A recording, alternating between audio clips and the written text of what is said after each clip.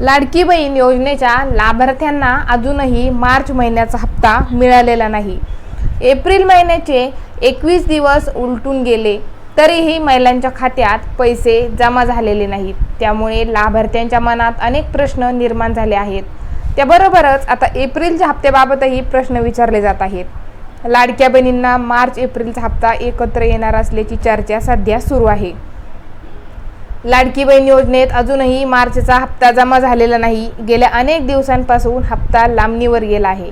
लाडकी बहीण योजनेचा हप्ता पुढच्या महिन्यात दिला जातो। मागच्या महिन्यात देखील शेवटच्या आठवड्यात महिलांच्या खात्यात पैसे जमा झाले होते। त्यामुळे यावेळी देखील शेवटच्या 2 आठवड्यात पैसे जमा केले जाऊ शकतात। त्यामुळे महिलांना पुढच्या आठवड्यात खुशखबरी मिळू शकते।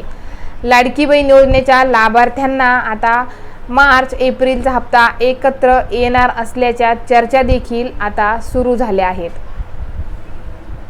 जर असं झालं तर महिलांच्या खात्यात 2 महिन्याचे एकत्र 3000 रुपये येऊ शकतात। महिलांना डबल खुशखबरी मिळू शकते।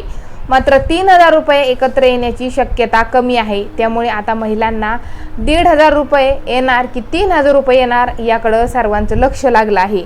लाडकी बहीण योजनेत KYC करणं अनिवार्य आहे। KYC मध्ये दुरुस्ती करण्यासाठी शेवटची तारीख 30 एप्रिल दिलेली आहे। तोपर्यंत तुम्हाला KYC जर चुकली असेल तर त्यामध्ये दुरुस्ती करायची आहे आणि त्यानंतरच महिलांना तुमचा लाडकी बहीण योजनेचा लाभ सुरळीत सुरू राहणार आहे किंवा तुम्हाला यामागे थकलेले हप्ते देखील पूर्ववत मिळू शकतात। जर तुम्ही KYC दुरुस्ती 30 एप्रिलपर्यंत केली तरच। चॅनलवर नवीन असाल तर चॅनलला सबस्क्राईब आणि व्हिडिओला एक लाईक नक्की करा।